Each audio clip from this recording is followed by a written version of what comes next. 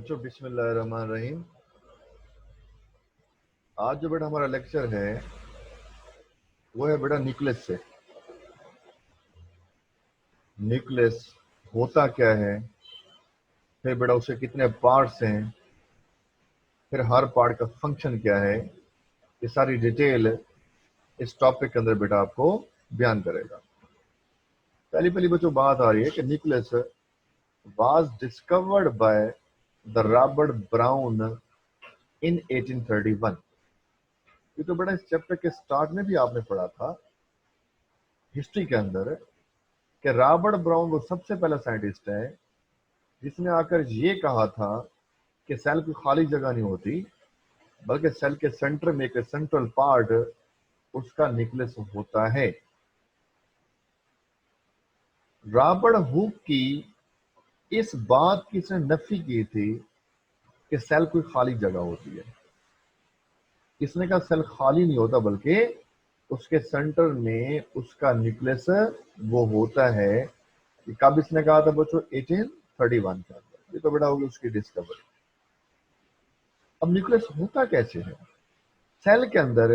ये आपको प्रोमिनेंट नजर आएगा, प्रोमिनेंट, वाजे, नुमाया, डार्क एरिया नजर आता है, ज्यादा वाजे नजर आता है उस सेल के अंदर। And looks darker then the surroundings of cytoplasm. Cytoplasm में ये आपको ज्यादा डार्कर, ज्यादा शोख हिस्सा नजर आएगा पूरे साइटोप्लाज्म में। तो ज्यादा वाजे होते हैं और उसके साथ साथ ज्यादा शोख, धब्बा नुमा आपको साइटोप्लाज्म के अंदर ये नजर आएगा। एंड मे बी इरेगुलर, बाकायदा बच्चों उसकी शक्ल नहीं हो सकती, शक्ल इसकी खराब भी हो सकती है, इरेगुलर बेकायदा भी हो सकती है, और सफेरिकल या फिर ये गोल भी हो सकता है। बड़ा न्यूक्लियस है, इरेगुलर भी हो सकता है या फिर सफेरिकल गोल भी हो सकता है। एंड न्यूक्लियस कंट्रोल हाउस है। It control all the activities of a cell. Cell की बच्चों सारी एक्टिविटीज इसी के जरिए कंट्रोल होती है। ये कंट्रोल हाउस है, ये कंट्रोलिंग अथॉरिटी है। That is why it is named as a brain of a cell. ये सेल का बच्चों ब्रेन कहलाता है। जैसे बच्चों हमारे बॉडी का एक ब्रेन है, उस ब्रेन का फंक्शन है कि हमारे बॉडी की सारी एक्टिविटीज को कंट्रोल करना। सेम उसी तरह सेल की सारी एक्टिविटीज कंट्रोल करने वाला यही न्यूक्लियस होता है। ये बच्चों कंट्रोल हाउस कहलाता है, और उर्फे आम में ब्रेन ऑफ द सेल भी हम इसे कहते हैं। फिर इसकी पोजीशन कहाँ हो सकती है सेल के अंदर? Generally in the centre of the animal cell. तो एनिमल सेल के तकरीबन सेंटर में, मरकज में, दरमियान में आपको न्यूक्लियस वो नजर आ सकता है। लेकिन but one side in the plants. लेकिन प्लांट का जो सेल होता है वहां पर सेंटर की बजाय आपको एक साइड पे नजर आएगा। वहां प्लांट के सेल तो सेंटर में नहीं होता। क्यों नहीं होता? अगर आपसे पूछा जाए, by the nucleus in the plant cell is not found in the centre, then आपने कहना है because more space, more space occupied by the vacuole. That is why it has pushed the nucleus to one side. बेटा हमने कहा कि plant के cell में centre में न्यूक्लियस क्यों नहीं होता, एक साइड में क्यों होता है? उसका बच्चों आंसर है because more space occupied by the vacuole in the plant cell. That is why it has pushed the nucleus to one side. उसने न्यूक्लियस को साइड पे धकेल दिया, इसलिए वो सेंटर में नजर नहीं आया, क्योंकि जो सेंटर में वैक्यूल ने ज्यादा जगह घेर ली है। फिर आगे बेटा कहते हैं कि न्यूक्लियस की जो तादाद है, number different in the different cells. बच्चों ये ना कहना कि हमेशा सेल में एक ही न्यूक्लियस होगा। सेल के अंदर न्यूक्लियस की तादाद एक से ज्यादा भी हो सकती है। इसे बच्चों समझाते हैं आपको, ये ऑब्जेक्टिव भी आएगा, ऑब्जेक्टिव और ये शॉर्ट क्वेश्चन भी आएगा कि मोनोन्यूक्लिएट क्या है। बच्चों मोनोन्यूक्लिएट सेल का नाम है, न्यूक्लियस का नाम नहीं है। इसका नाम है, सेल का नाम है। तो मोनो क्या होता है? One, single. Mononucleate the cell with only one nucleus. बच्चों ऐसा सेल जिसमें सिर्फ एक ही न्यूक्लियस हो, उस सेल को हम मोनोन्यूक्लिएट कहते हैं। बच्चों वो सेल मोनोन्यूक्लिएट है। आमतौर पर सेल के अंदर बेटा एक ही न्यूक्लियस होता है, या कहते हैं इट मे बी बाय या फिर डाई न्यूक्लिएट। तो बाय क्या होता है? टू। डाई का मतलब जो टू है। The cells with two nucleus, जिसमें दो न्यूक्लियस हो। वो जो एक की बजाय अगर सेल में दो न्यूक्लियस होंगे तो ऐसे सेल को हम बाय न्यूक्लिएट बच्चों कह देते हैं। अब ऐसा कौन सा सेल है जहां बच्चों डबल न्यूक्लियस हो सकते हैं? ऐसे बेटा हम कहते हैं पैरामीशियम, वहां डबल न्यूक्लियस है। प्रोटोजोन में डबल न्यूक्लियस हो सकते हैं। बच्चों के लार्ज न्यूक्लियस हो सकता है, एक स्मॉल हो सकता है। या बेटा फंजाई में भी बाद उसके सेल में एक की बजाय बच्चों दो दो न्यूक्लियस भी वहां होती है। फिर बेटा कहते हैं मल्टाई न्यूक्लिएट या पोली न्यूक्लिएट। तो मल्टाई क्या होता है? मैनी। पोली का मतलब मैनी है। The cells with many nuclei. अगर एक सेल में न्यूक्लियस की तादाद बच्चों ज्यादा हो जाए, देन बेटा हम उसे कहते हैं पोली या फिर मल्टाई न्यूक्लिएट। अब इसकी एग्जांपल बेटा क्या हो सकती है? बच्चों चैप्टर 7 में आप पढ़ेंगे, आप fungus like protist. Fungus like protist, वहां भी उनके अंदर न्यूक्लियस की तादाद एक से ज्यादा होती है, फंगस लाइक प्रोटिस्ट में। और बच्चों फंजाई में भी बाज़ औक़ात ऐसा होता है, पढ़ेंगे आगे चलकर, कि जब फंजाई में क्रॉस वाल नहीं आएगी उसके सेल में। चैप्टर 8 में पढ़ेगा, चैप्टर 8 में फंजाई में, अगर फंजाई में या फंजाई के हाइफी में उसके धागानुमा हाइफी बने होते हैं। अगर फंजाई के हाइफी में क्रॉस वाल दीवार तकसीम नहीं आएगी, फंजाई के हाइफी में अगर क्रॉस वाल या बच्चों तकसीम नहीं आएगी तो वहां भी न्यूक्लियस की तादाद ज्यादा हो जाती है। क्रॉस वाल जो नहीं है, दीवार जो नहीं है, उस हाइफी में न्यूक्लियस ज्यादा हो सकते हैं। बच्चों वो हाइफी फंजाई में मल्टाई न्यूक्लिएट या पॉली न्यूक्लिएट बच्चों वो हो सकता है। आगे बढ़े चलते हैं। ये बच्चों दिखा रहे हैं आपका न्यूक्लियस। फॉर एग्जाम्पल बेटा पहले आप इधर आ जाओ, ये बेटा सारा न्यूक्लियस है, सारा न्यूक्लियस है। बेटा न्यूक्लियस के बाहर ये उसका न्यूक्लियर एनवेलप है, उसका कवर है, गिलाफ है। और ये एनवेलप के अंदर आपको सुराख नजर आ रहे हैं, इन्हें बेटा कहते हैं न्यूक्लियर पोर्स। ये न्यूक्लियस के सुराख है, न्यूक्लियर पोर्स। न्यूक्लियस के अंदर एक और डार्कली स्टेन्ड एरिया होता है। न्यूक्लियस के अंदर एक और धब्बा नुमा हिस्सा है न्यूक्लियस के अंदर, उसे बेटा कहते हैं न्यूक्लियोलस। न्यूक्लियोलस ये भी बगैर बच्चों मेम्ब्रेन के होता है, विदाउट मेम्ब्रेन है। और बाकी जो बच्चों बचा हुआ है इसे हम कहते हैं न्यूक्लियोप्लाज्म। न्यूक्लियोलस के बाहर ये बच्चों होते हैं न्यूक्लियोप्लाज्म। और इस न्यूक्लियोप्लाज्म के अंदर आपको क्रोमोसोम के गुच्छे मिलते हैं, क्रोमोसोम के धागे मिलते हैं, गुच्छे मिलते हैं। उसे बेटा कहते हैं क्रोमैटिन। आगे बेटा जिक्र आएगा क्रोमैटिन का। क्रोमोसोम के धागे होते हैं, उलझे हुए गुच्छे होते हैं। और बेटा इस डायग्राम में भी दिखा रहे हैं, ये सारा पर्पल है, ये न्यूक्लियस है, उसको बच्चों से काटा हुआ है। न्यूक्लियस के बाहर उसी तरह ये उसका न्यूक्लियर एनवेलप कि बाहर बच्चों उसके पोर्स, न्यूक्लियर पोर्स आ रहे हैं, इसके अंदर डार्कली स्टेन्ड एरिया न्यूक्लियोलस, ये एरिया बच्चों न्यूक्लियोप्लाज्म, और बेटा न्यूक्लियोप्लाज्म के अंदर ये क्रोमेटिन मटेरियल या क्रोमेटिन नेटवर्क होता है, क्रोमोसोम के गुच्छ होते हैं। और ये बेटा बाहर वैसे दिखा रहा है आपको कि न्यूक्लियस की मेम्ब्रेन के साथ ये एंडोप्लाज्मिक रेटिकुलम अटैच है। तो बेटा अगर देखा जाए ना, अभी बच्चों जिक्र आगे आएगा कि जो न्यूक्लियस है बच्चों, न्यूक्लियस के कितने मेन पार्ट्स हैं, how many major parts of a nucleus. बेटा के न्यूक्लियस के 4 पार्ट्स हैं, 4, तो बच्चों 4 जो आपको नजर आ रहे हैं, ये वाले 4। नंबर 1, न्यूक्लियर एनवेलप, न्यूक्लियस का गिलाफ, उसका कवर, उसका लिफाफा। नंबर 2 बच्चों, न्यूक्लियस के अंदर एक और darkly stained area nucleolus, number 2 हो गया।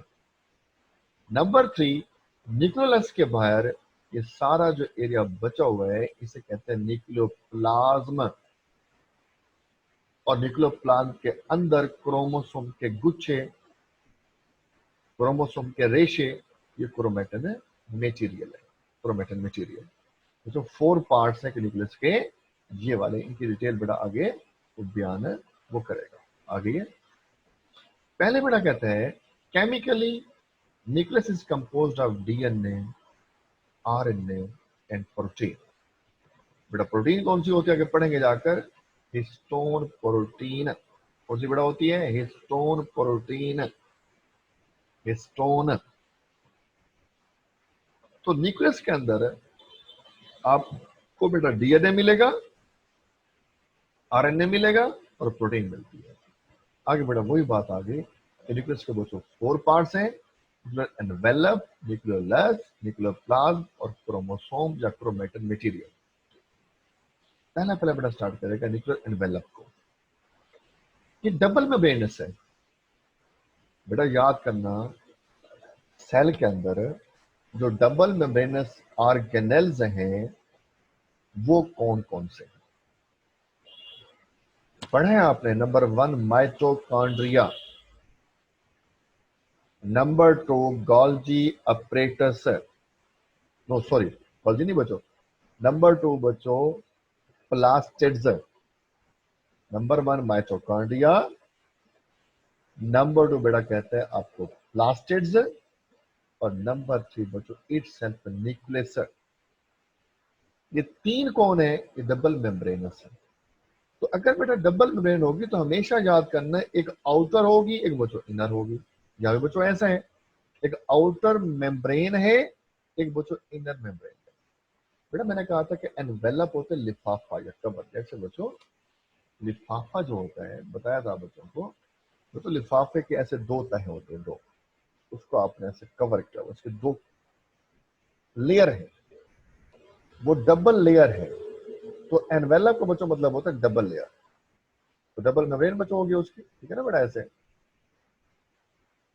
तो बच्चों अगर डबल है तो बच्चों एक आउटर होगी, एक इनर होगी।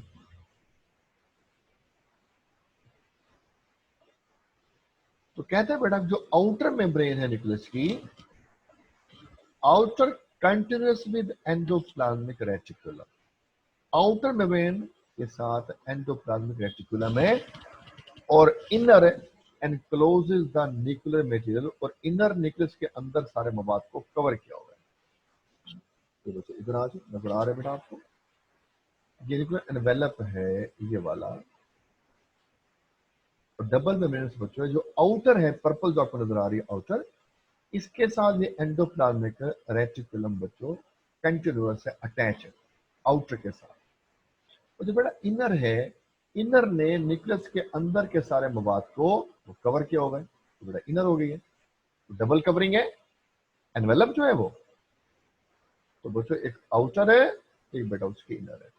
हम क्या कहते हैं न्यूक्लियस की मेम्ब्रेन, हालांकि कहना चाहिए न्यूक्लियर एनवेलप, वो एनवेलप है, आउटर इनर बच्चों 2 मेम्ब्रेन है। फिर कहते हैं बच्चों इस एनवेलप के आर पार, यानी कि आउटर और इनर जो मेम्ब्रेन है, दोनों मेम्ब्रेन के आर पार, दोनों के आर पार बच्चों फ्राक है, उन्हें कहते हैं nuclear pores. Outer and inner membranes discontinuous at certain points, बच्चों आउटर इनर मेम्ब्रेन बाज का बिल्कुल मुसलसल नहीं होगी, कहीं कहीं से बच्चों उनमें सुराख आ जाएंगे, उसमें बच्चों सुराख आएगा तो सिलसिला मुनक़ते हो गया। न्यूक्लियर मेम्ब्रेन का देखो ना बच्चों, देखो देखो बेटा, ये सुराख आते जा रहे हैं, सुराख दोनों मेम्ब्रेन के आर पार है।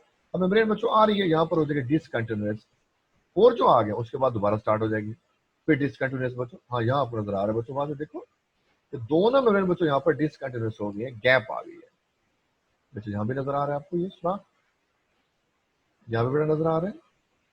तो outer inner membrane discontinuous at certain points, और वहां पर सुराख आ जाएंगे, उन्हें कहते हैं न्यूक्लियर पोर्स। फार्म pores allow exchange of material, बेटा इनका काम होता है चीजों को आने जाने में अलाउ करना, देखिए बेटा जिस चीज ने भी न्यूक्लियस के अंदर जाना है या बच्चों बाहर को आना है, वो इन पोर्स में से क्रॉस होगी, और बेटा वो चीज क्रॉस होगी जिसका साइज इनके पोर्स से स्मॉलर होगा, छोटा होगा। अब बेटा याद करना, बड़ी पते की बात है कि डीएनए बेटा इन सुराखों में से क्रॉस नहीं हो सकता, उसका डायमीटर ज्यादा है। हाँ लेकिन आरएनए याद करना बच्चों, आरएनए और प्रोटीन जहां से क्रॉस ये हो सकती है बच्चों, याद करना हर चीज जहां पोर्स में से क्रॉस नहीं हो सकती। डीएनए क्रॉस नहीं हो सकता, लेकिन आरएनए और प्रोटीन बच्चों क्रॉस हो सकते हैं, उनका साइज इन पोर्स के डायमीटर से कम है।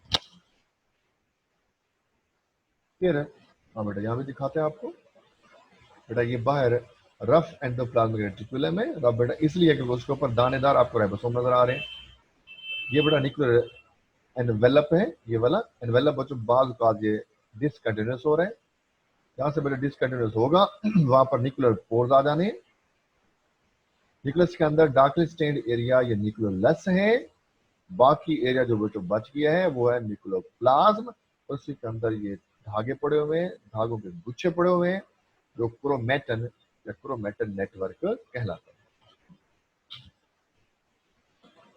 फिर कहते हैं बेटा number of pores different in the different cells, यानी कि पोर्स की तादाद मुख्तलिफ सेल में मुख्तलिफ होती है, एक जैसे नहीं हो सकती। कहते हैं बच्चों एग सेल अनडिफरेंशिएटेड सेल्स, यानी कि बच्चों जो डिफरेंशिएट ना हो सके, जिसमें आप फर्क मालूम ना कर सको, जिसमें तमीज ना कर सके, इससे क्या बेटा मुराद है ना बेटा, एग सेल है, ये आगे चलकर डिफरेंशिएट होगा, जब फर्टिलाइज होगा तो तब जाकर डिफरेंशिएट होगा, आगे मेल में या बच्चों फीमेल में कन्वर्ट हो जाएगा, फर्टिलाइज होगा, जाइगोट बनेगा, डिफरेंशिएट हो जाएगा। अभी तक अनडिफरेंशिएट है, ये क्लियर नहीं कि आगे जाकर इसमें मेल को बनाना है या फीमेल को बनाना है, अभी अनडिफरेंशिएट है। अभी आपको इसके बारे में क्लियर कट आइडिया नहीं है, ये डिफरेंशिएट बच्चों नहीं है, ये अनडिफरेंशिएटेड सेल है, एग सेल।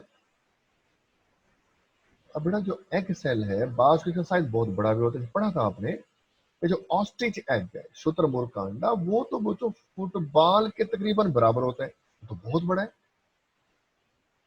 दरअसल उस एग के अंदर जो सेल होता है वो उसका यॉक होता है, उसकी जर्दी होती है, बताया था आपको। हम कह देते हैं कि एग एक सेल है, वो तो पूरा एग सेल नहीं होता, उस एग के अंदर यॉक जो है जर्दी, दरअसल वो उसका सेल होता है। चले अगर वो जो सेल है शुतुरमुर्ग का, वो तो वो उसका एग एक सेल है, और वो जो उसका एग है वो तो फुटबॉल के बराबर है। चले अगर बेटा हम कहते हैं कि उसका एग इतना बड़ा है तो कम से कम जर्दी होगी वो तो फिर भी इतनी तो हो ही जाएगी, फिर भी बहुत ज्यादा है वो, तो उसमें जो पोर्स बच्चों है पोर वो ज्यादा है, सेल जो बड़ा हो गया 30,000 पोर्स पर न्यूक्लियस। पर न्यूक्लियस बेटा इसलिए कह रहे हैं कि हो सकता है वहां पर न्यूक्लियस की तादाद ज्यादा हो जाए, इसलिए पर न्यूक्लियस में पोर्स 30,000 तक हो सकते हैं। ऑब्जेक्टिव है इसको तैयार करना। फिर कहते हैं कि एक जो आरबीसी है रेड ब्लड सेल्स, वो डिफरेंशिएटेड सेल है, क्लियर कट है कि फिलहाल सेल है, इसमें किसी और में चेंज नहीं होना, इसमें यही रहना है। तो जो किसी और में चेंज ना हो, क्लियर कट हो, उसके बारे में कंफ्यूजन ना हो, वो डिफरेंशिएटेड है। तो आरबीसी एक डिफरेंशिएटेड सेल है, इसमें 3 से 4 पोर्स पर न्यूक्लियस लगते हैं, सेल छोटा है इसलिए पोर्स बच्चों वहां पर कम हो गए। ये बड़ा लाजमी तैयार करना कोर्स को। फिर आगे बढ़ा, नंबर 2 पार्ट आ गया न्यूक्लियोलस। हमने बड़ा कहा था कि न्यूक्लियस के अंदर, इस बच्चों न्यूक्लियस के अंदर एक और डार्कली स्टेन्ड एरिया जो कि न्यूक्लियोलस कहलाता है। ये बड़ा nucleolus, darkly stained area inside the nucleus without membrane. बेटा इसकी मेम्ब्रेन नहीं होती। न्यूक्लियस में है मोर देन वन न्यूक्लियोलाई। हो सकता है बच्चों न्यूक्लियस में न्यूक्लियोलाई की तादाद ज्यादा हो जाए। अगर न्यूक्लियस ज्यादा होंगे तो बच्चों कहते हैं उसको न्यूक्लियोलाई। तो ये लाजमी कि एक ही न्यूक्लियोलस हो, ये ज्यादा भी हो सकता है। Have two main parts. Nucleolus के टू मेन पार्ट्स होते हैं। Number 1 is a peripheral, side वाला, बाहर वाला। ग्रैनुलर रीजन, दानेदार इलाका, बाहर वाला दानेदार इलाका। Contain precursors of ribosome. वो तो दानेदार वो इसलिए है क्योंकि उसमें जो दाने पड़े हुए दरअसल वो ग्रेन्यूल्स राइबोसोम्स हैं। तो इसमें राइबोसोम्स के सब यूनिट्स हैं। पढ़ा था आपने, स्मॉलर और लार्जर सब यूनिट्स, और वही स्मॉलर और लार्जर सब यूनिट बेटा मिलेंगे तो उससे राइबोसोम बनता है। बेटा इधर ये न्यूक्लियस बेटा है ना, इसका जो साइडों वाला इलाका होगा, साइड वाला, वो है पेरिफेरल। ये पेरिफेरल है और ग्रैनुलर है, दानेदार है, क्योंकि इसमें राइबोसोम के सब यूनिट पड़े हुए हैं, वो दाने पड़े हुए हैं, वो ग्रेन्यूल्स पड़े हुए हैं, वही मिलेंगे और इस जगह पर बच्चों राइबोसोम तैयार होना शुरू हो जाएगा। बात समझ आई? फिर कहते हैं बेटा आपको, एक उसका सेंट्रल होता है, मरकजी दरमियाना हिस्सा, सेंट्रल फाइब्रिलर रीजन, मरकजी रेशेदार इलाका। बेटा ये न्यूक्लियोलस है फॉर एग्जांपल, जिसका जो सेंट्रल वाला पार्ट है ये रेशेदार होता है, इसमें रेशे पड़े होते हैं। रेशे बेटा क्या है? असल में वो फाइब्रिलर राइबोसोमल रीजन है। रेशेदार इसलिए क्योंकि वहां पर राइबोसोमल आरएनए बेटा पड़ा हुआ है, क्योंकि ये आरएनए यहां पर बनता है। और राइबोसोमल आरएनए का बड़ा मतलब है कि ये आरएनए राइबोसोम में होगा, बाद में राइबोसोम में जाएगा। हमने पढ़ा था बच्चों, राइबोसोम को बनाने वाली दो चीजें होती हैं, प्रोटीन और आरएनए। और जो आरएनए राइबोसोम में है बेटा वो कौन सा है? Ribosomal RNA. तो मेरे बच्चों इधर आओ, न्यूक्लियस के दो हिस्से हो गए। इसका पेरिफेरल ग्रैनुलर रीजन, यहाँ बेटा क्या तैयार होगा? राइबोसोम तैयार होता है, या यहाँ पर राइबोसोम के सब यूनिट पड़े हुए हैं। और सेंट्रल, मरकजी, दरमियाना, सेंट्रल फाइब्रिलर रीजन, यहाँ राइबोसोमल आरएनए बनता है और वही फिर जाकर राइबोसोम में शामिल हो जाएगा। बेटा इसका मतलब हुआ कि जो बच्चों न्यूक्लियस है उसका फंक्शन क्या है? इसका बड़ा फंक्शन है राइबोसोम्स को तैयार करना, राइबोसोमल आरएनए को तैयार करना, ये यहाँ पर बनते हैं।